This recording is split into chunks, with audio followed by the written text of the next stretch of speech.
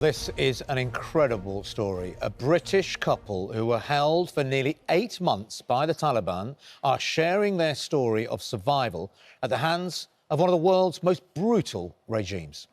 Barbie and Peter Reynolds, who were put in prison early this year, despite not knowing why they were detained, they still don't know, were finally reunited with their family last Friday. Barbie and Peter Reynolds join us now, along with their daughter, Sarah Entwistle. I mean, this is extraordinary and bonkers for us. This must be absolutely crazy for you guys. I mean, literally, Barbie, this time last week, I mean, you know, literally a week ago today, you were still in that prison, held by the Taliban, not knowing what was going on. And even when they said, right, we're off somewhere, come with us, you didn't know at all what was going on. No, we didn't. Not until an hour before we actually took off in the Qatari jet from Kabul airport. An hour before we knew we were being released. We didn't know until then. Wow. So you had 8 months in total in the prison, and you didn't know anything about what was happening to the other person, did you? For the first 3 months, which is terrifying enough. And you've got a bag with you, Barbie, that kind of saved your bacon in the prison, didn't it, really? In Afghanistan. In Afghanistan.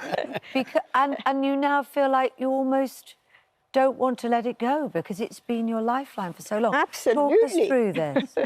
Talk us through what's in there. Absolutely. Don't take away my bag. No. Because what will I eat with?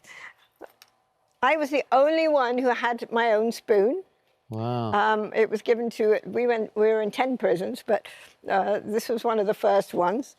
And I learned that was my spoon, that was my knife, that was my fork. I learned to peel potatoes, cut apples, do whatever I needed a knife for, or even fry an egg I can do with the spoon. And it was just luck, really, that you had that on you at the time you were detained. No, the first people took pity on me because I just am not very good at throwing food into my mouth and making it get there. So they gave me a spoon in the prison. The prison and you didn't let that satchel with all your bare essentials go. For you, Peter, it was a very tough experience, wasn't it? You were in a maximum security prison at one point, tethered, handcuffed to somebody who'd killed their wife and children. I think the hardest thing for me was not having contact with this gorgeous lady here. And I asked again and again, I need to see my wife. So for the first, I don't know, 2 weeks? months. Oh, the first 3 weeks. I don't think I had any contact. I said she's a very special lady. And I really didn't know, were they brutally treating her? Were they... I just really didn't know. And I got taken to various people I thought might help in the prison, superintendents and commanders and so forth. And they'd also been held as prisoners under the last regime, you know, 8 years. So they'd say, I know how you feel. But eventually I got to see her. And that was the hardest thing, because I didn't know how was she alive? Was she okay? I really didn't know. And so you were, Sarah, you were the linchpin in getting the information through, weren't you? Even though you must have been terrified yourself for what was happening to both of them. It was definitely a scary time. Yeah, I was passing love messages between the two of them. I'd speak to Dad and he'd say, have you heard from Mum? And some days I was able to say, yes, this morning I spoke to her, and give updates. And is there any message you want passed back? And it was always, tell her I love her. Tell him I miss him. So, I think they know that, but... They know by now. Yeah. But, Peter, I need to ask you, I mean, you both got married in Kabul in 1970. I mean, we talk about, you know, the migration situation. You know, people want to leave Afghanistan, to get away from the Taliban.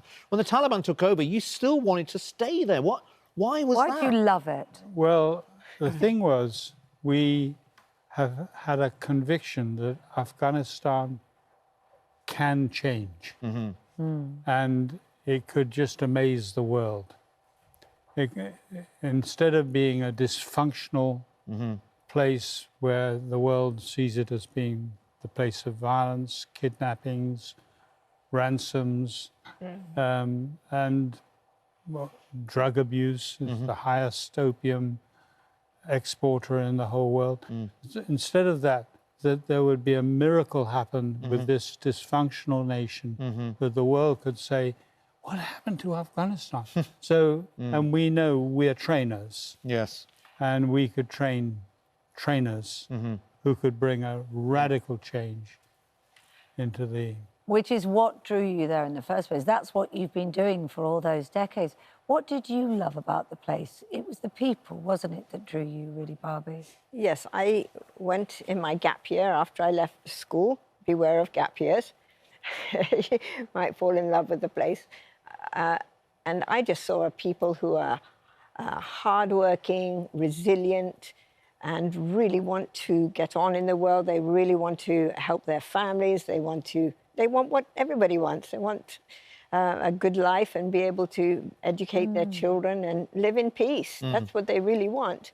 And now they've had 5 decades of war. It's very there's a hopelessness. So are you heartbroken then that this happened to you? Because in a way, is there a bit of you that feels that it's dashed that hope and belief in the people? Well, I think I really do feel for the people. Especially our own colleagues, our people that we've worked with, our friends. I think this will be another thing that will be very discouraging. The powerlessness and the sense of you can't do anything because if the government just is controlling, that must be I know is very, very difficult for people. And so, yes, we do feel for them. We really feel for them. And what people don't realise, I mean, you know, my father's from neighbouring Pakistan, and he would always tell me that Afghanistan in the 60s and 70s was a completely different place to what we know now. Very open, very modern. The women particularly was much more than what we see now. So you've obviously seen that in your own eyes. You think, well, it can go back to that. Do you have hope that it could? Because many governments around the world have tried and failed. Absolutely. I do believe it could go back to that. And we did see it. It's gone into become a backwater when it could be. Yeah. It's got so much to offer to the world. So fundamentally, Peter, the question is, would you go back? Even everything you've been through, is there still part of you that says, yes, we want to go back there and do what we can? I can see Sarah thinking, hang on a minute, hang on a minute, go through that again. Yeah. We're 1 hour at a time at the moment. Yes. Yeah. We don't know we knew that we were going to be here on Good Morning Britain. Yesterday. But what happens in the next hour? We know we're going to the States today. Yes. But we're just having to take it in. Yeah. And that's for your granddaughter's wedding, isn't it? Something that, thank goodness, you've been able to do. And I love the granddaughter said, when you said, you know, make 2 more spaces at the wedding table, and she said, I've never taken them off. There's a space. She lived in hope. That wonderful hope. That's wonderful hope. Well, look, you're going to take some time to readjust, I suspect, and gather your heads, but hopefully that wonderful wedding will do it. Thank you for telling us your story. Well, thank you. Absolutely extraordinary. Thank you so much.